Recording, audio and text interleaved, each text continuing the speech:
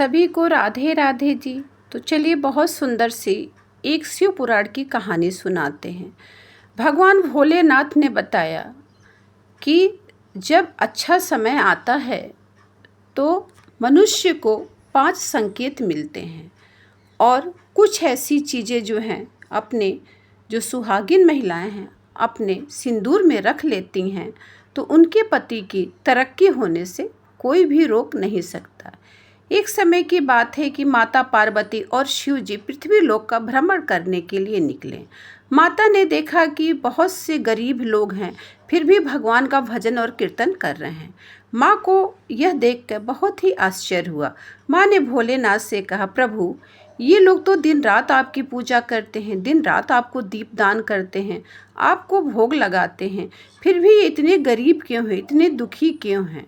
भोलेनाथ ने कहा कि हे देवी पार्वती, जब मनुष्य के जीवन में अच्छे समय आते हैं तो कुछ संकेत मिलते हैं जो कि उन संकेतों को मनुष्य समझ नहीं पाता और उन संकेतों के विपरीत कार्य करता है जिससे कि वह दुख पाता है और धन्यवान नहीं हो पाता है। पार्वती जी ने बोला, हे भोलेनाथ, हमें बताइए कि वो संकेत क्या हैं जो मनुष्य के धनवान होने से पहले आते हैं और कौन सी ऐसी चीज़ है जो कि स्त्रियों को अपने सिंदूर में रख लेना चाहिए चुप्पे से, जिससे उनके पति की तरक्की हो सके। भोलेनाथ ने कहा, हे पार्वती, एक कहानी के माध्यम से हम तुम्हें बताते हैं। एक समय की बात है कि लालपुर नगर में एक जो था सुखदेव नाम का एक ब्राह्मण रहता था। वो ब्राह्मण बहुत ही गरीब था। उसके एक पुत्र था और जो ब्राह्मण था बहुत ही पूजा पाठ करने वाला था, लेकिन उसकी पत्नी जो थी बहुत लालची और धूर्त थी।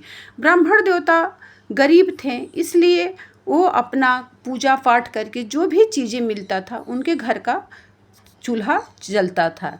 एक समय ब्राह्मण देवता बड़े दुखी हुए। उनकी पत्नी ने बोला कि इससे घर नहीं चलता है, कैसे घर चलाएं, और इतने कम आमदनी में हम अपना घर नहीं चला सकते।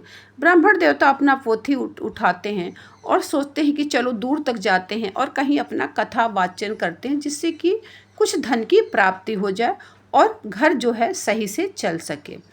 उनकी पत्नी उनको बहुत ही कड़वे शब्द में बोलती है और उससे वो दुखी होकर दूसरे देश में जाते हैं अपनी कहानी सुनाने, भागवत कथा कहने, लेकिन कोई भी ऐसा नहीं मिलता जो कि उनकी भागवत कथा को सुने। वो बड़े दुखी हो जाते हैं और सोचते सोचते फिर वहाँ से वो लौटते हैं। लौटते लौटते एक पीपल के वृक्ष के नीचे वो बैठ जाते हैं और सोचते हैं चलो इस पीपल वृक्ष को ही अपनी कहानी हम सुना देते हैं। वो अपनी पोथी पत्रिका निकालते हैं और कहानी कहने लगते हैं। जब वो भागवत पुराण कह रहते हैं तो उस पेड़ में एक सर्प बैठा रहता है। वो इनकी भागवत कथा को पूरा सुन के बाहर निकलता है और उन्हें एक जो है सोने की मुद्रा देता है। ब्राह्मण देवता पहले तो बहुत भयभीत होते हैं, डरते हैं उस नाग से। फिर नाग को देखकर, उसके तेज को देखकर और उसकी दयालुता को देखकर ब्राह्मण देवता शांत होकर वो दक्षिणा ले लेते हैं। नाग कहता है कि आप रोज आके यहाँ पे मुझे भागवत पुराण सुनाएंगे और रोज हम आपको एक मुद्रा देंगे जिससे आपका घर के जो खर्चे हैं वो अच्छे से चल जाएंगे, लेकिन मेरी एक शर्त है। ब्राह्मण देवता बोलते हैं, वो कौन सी शर्त है? वो बोलता है कि इस राज्य को राज रखना, किसी को पता नहीं चलना चाहिए कि ये मुद्रा हम देते हैं और आप हमको आके कहानी सुनाते हैं। ब्राह्मण देवता कहते हैं ठीक है, हम राज रखेंगे। कुछ समय ऐसा ही बीतता है। ब्राह्मण देवता रोज जाते हैं, कहानी सुनाते हैं, भागवत गीता का पाठ करते हैं और एक मुद्रा लेते हैं, घर चले आते हैं, जिससे कि ब्राह्मण देवता धीरे धीरे धन्यवान होने लगते हैं। ये बात पूरे नगर में फैल जाती है कि ब्राह्मण देवता धन्यवान होने लगे। तो कुछ लोगों को हलचल होती है कि इतने जल्दी कैसे ब्राह्मण देवता धन्यवान हो गए। सब कुछ महिलाएं ऐसी होती हैं जो उनकी पत्नी के पास जाती हैं और कहती हैं कि ब्राह्मण इतने जल्दी कैसे धन्यवान होंगे। उनकी पत्नी बोलती हैं कि वो कथा सुनाने जाते हैं, भागवत पुराण करते हैं, उसी से उनको सोने की मुद्रा मिलती है जिससे कि हम लोग धनी होते जा रहे हैं। तो वो जो महिला होती है कहती है कि ऐसा कौन से हैं कि जो कथा कहने से चाहे भागवत पुराण करने से इतना धन कौन देता है आज के समय में। ये कह के वो महिला चली जाती है। उनकी पत्नी के मन में भी जिज्ञासा होता है कि आखिर ब्राह्मण देवता को इतना धन देने वाला कौन है। वो जानना चाहती हैं, अपनी पति से बहुत आग्रह करती हैं और पूछती हैं कि बताइए न, बताइए न। ब्राह्मण देवता विवश हो जाते हैं अपनी पत्नी के आगे। तब वो सारी कहानी नाग का और अपने जो भागवत पुराण होता है सबकी कहानी अपनी पत्नी को विस्तार पूर्वक बता देते हैं। उनकी पत्नी जो है बहुत लालची थी, शुरू से लालची थी। वो क्या करती है कि जब भोजन बनाती है तो भोजन में नशे की दवा डाल देती है, जिससे कि ब्राह्मण देवता सुबह उठ न पाएँ। ब्राह्मण देवता सो जाते हैं, नींद में उठ नहीं पाते हैं। फिर वो अपने बेटे को तैयार करती है और बेटे को बताती है कि पीपल वृक्ष के नीचे एक नाग है जो कि रोज़ एक सोने की मुद्रा इनको भागवत पुराण कहते हैं तो देता है। लगता है कि उस पीपल के वृक्ष के अंदर बहुत सारा धन है, तुम भागवत पुराण सुनाना, और जब वो नाग तुमको वो मुद्रा देने आए तो उसको वहीं पे गड़ासी से काट देना। वो मर जाएगा तो फिर सारा धन हम लोग का हो जाएगा, हम लोग काफ़ी धनी हो जाएंगे। लड़का भी लालची था, वो जाता है भागवत पुराण सुनाता है। जब भागवत पुराण ख़त्म हो जाता है तो नाग निकलता है और उनको जैसे ही मुद्रा देने के लिए देते हैं तैसे वो लड़का क्या करता है, गड़ासी से उनके पूंछ को काट देता है। नाग भागकर अपने जान को बचा लेता है और वो लड़का जो है भाग के अपना घर मुद्रा लेके चला आता है। और नाग जब मुद्रा वो पेड़ को खनने लगता है, पेड़ को काटने लगता है, तो जो नाग होता है पीछे से आकर उसको डस लेता है। लड़का वहीं पे ख़त्म हो जाता है। ब्राह्मण देवता की नींद खुलती है। फिर वो अपनी पोथी देखने लगते हैं, उनकी पोथी नहीं दिखती है। फिर वो समझ जाते हैं कुछ तो ज़रूर बात है। फिर वो वृक्ष के नीचे जाते हैं जहाँ पे वो कहानी सुनाते हैं।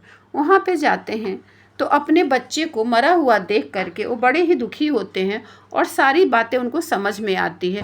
फिर अपने बच्चे का दाह संस्कार करके फिर वो घर आते हैं, अपनी पत्नी को सारी बात बताते हैं कि तुम्हारी लालच की वजह से ये सब हो गया, मेरा बेटा चला गया। नाग आता है और ब्राह्मण को क्रोधित मुद्रा में कहता है कि तुमने मेरे साथ छल किया है और इस छल की वजह से तुमने अपने धन से हाथ धो बैठे हो। जो मैंने धन तुमको दिया वो धीरे धीरे समाप्त हो जाएगा और तुम फिर से गरीब हो जाओगे। ब्राह्मण देवता बहुत माफ़ी मांगते हैं लेकिन वो माफ़ नहीं करता नाग। फिर ब्राह्मण देवता घर आते हैं, अपनी पत्नी पे क्रोध करते हैं और पत्नी से कहते हैं कि आज तुम्हारी लालच की वजह से मेरे बेटे भी जान से चला गया और हम भी अब धन विहीन हो गए। उसके बाद ब्राह्मण देवता अपने शर्त के हिसाब से उसी पेड़ के नीचे जाते हैं जहाँ पे नाग रहता है। वहाँ पे जाके वो रोज़ की भांति कहानी सुनाते हैं उस पेड़ के नीचे और चले आते हैं। कहानी सुनाते समय बहुत दुखी होते हैं कि मेरे कौन से कर्मों का फल है कि जो हमको गरीबी ही झेलना पड़ रहा। उसी समय विष्णु भगवान वहाँ पे प्रकट हो जाते हैं। विष्णु भगवान प्रकट होते हैं और बताते हैं कि देखो तुम्हारी भूल से तुमने अपने वचन को तोड़ा जिससे कि तुम्हें गरीबी प्राप्त हुई।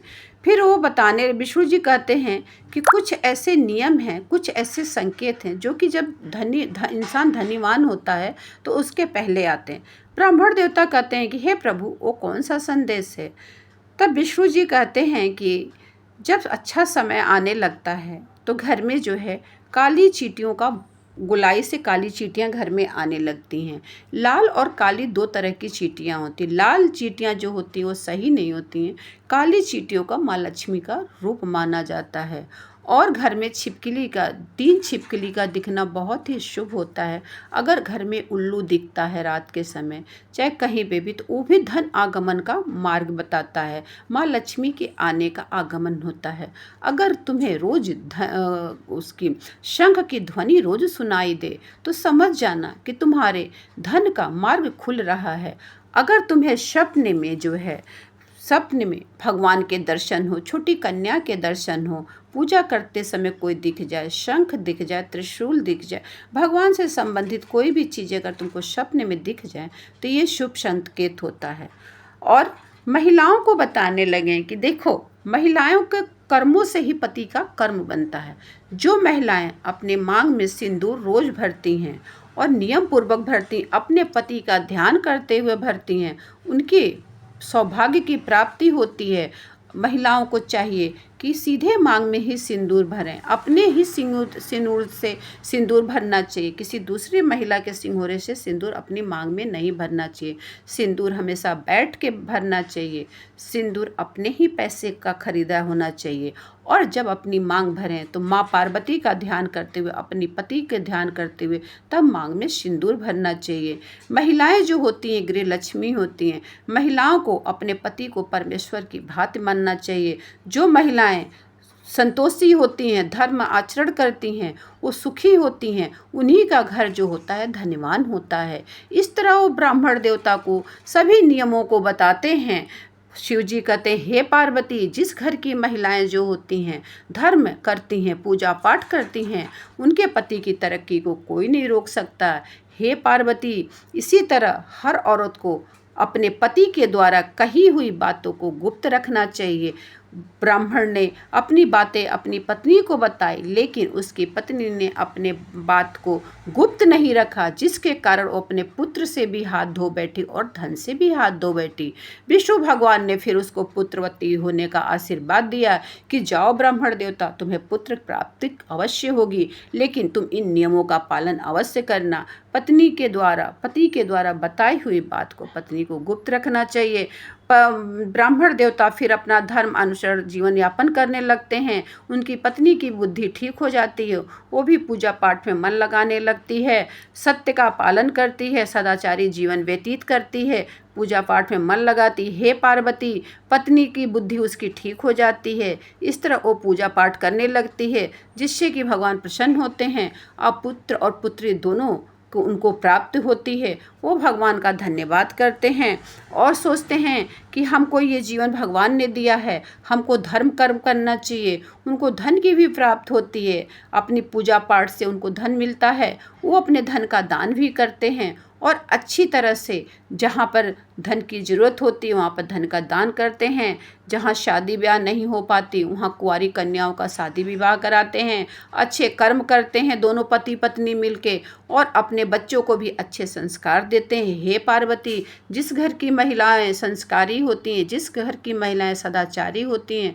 जिस घर की महिलाओं में पूजा पाठ की भावना होती है, जो महिलाएं अपने पति को ही परमेश्वर मानती हैं, उनके घर में माँ लक्ष्मी के साथ साथ विष्णु जी निवास करते हैं।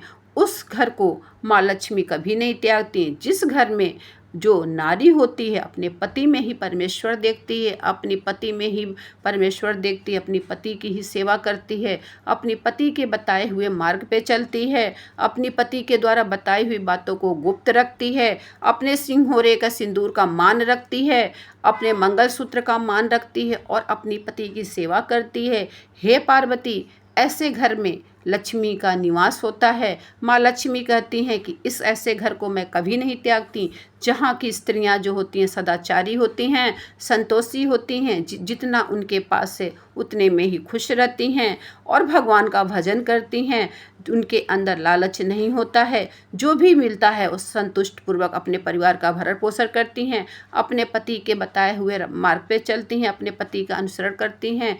हे पार्वती, ऐसे जगह की जो स्त्रियां होती हैं वो पूजनी होती हैं, वो माँ लक्ष्मी के समान होती हैं। माँ लक्ष्मी भी कहती हैं विष्णु जी से, हे विष्णु जी, अगर जिस घर में ऐसी लक्ष्मी युक्त नारियां होती हैं उस घर को मैं नहीं त्यागती, और जहाँ लक्ष्मी रहती हैं वहाँ विष्णु जी रहते हैं। हे पार्वती, ये तो कहानी से जो मैंने सुनाया ब्राह्मण देवता की कहानी से यही सीख मिलती है कि अगर पति कोई बात अगर बताए तो उसको गुप्त रखना चाहिए, किसी और को नहीं बताना चाहिए, और जो वचन किसी से लो उस वचन का पालन करना चाहिए, क्योंकि वचन का पालन ही बहुत बड़ा पालन होता है।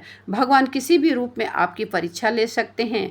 नाग के रूप में विष्णु द्वारा जो नाग यमदूत भेजे गए थे वो सिर्फ इसलिए कि ब्राह्मण की परीक्षा हो सके। ब्राह्मण अपनी परीक्षा में फेल हो गया था, इसलिए विष्णु जी आते हैं और उन गुप्त बातों को बताते हैं कि जो धन आने के पहले जो संकेत मिलते हैं और जो नारियों के अपने सिंदूर का मान किस तरह रखना चाहिए, अपने सिंदूर की रक्षा किस तरह करना चाहिए, क्योंकि नारियों के सौभाग्य से ही धन बढ़ता है, धर्म बढ़ता है। क्योंकि नारी को ही धर्मपरायण कहा जाता है, धर्म पत्नी कहा जाता है, अर्धांगिनी कहा जाता है। तो हे पार्वती, इस तरह इस कहानी समाप्त होती है। जो भी इस कहानी को सुना उसका भी भला हो और जो कहा उसका भी भला हो। यह कहानी यही सीख देती है कि जीवन में सदा ही सदाचारी रहना चाहिए, अच्छे कर्मों को करते हुए भगवान का भजन करना चाहिए। मैं अपनी बाड़ी को, अगर मेरी ये कहानी आप लोग को अच्छी लगी हो तो शेयर और लाइक कर दीजिएगा। चैनल पे अगर आप लोग नए हैं तो सब्सक्राइब कर दीजिएगा। मैं अपनी बाड़ी को यहीं पे विराम देती हूँ। धन्यवाद जी।